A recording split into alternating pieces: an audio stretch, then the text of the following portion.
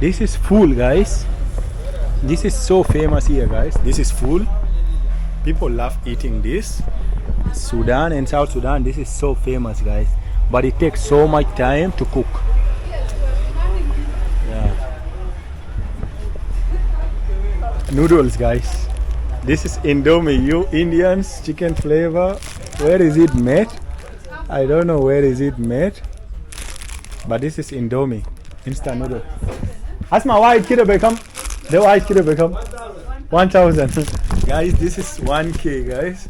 So this is 1K. So I can still remember in India this only costs 20 rupees. So in Uganda it is 1,000 Ugandan shilling. So you can know how much or how costly is this country, guys. But to be honest, this is not that costly. This is not that costly. Like, this country is not costly compared to South Sudan, guys, according to my own point of view. But yeah, the country, like, the weather is nice, guys. The place is good and it's safe. That is the good thing, guys.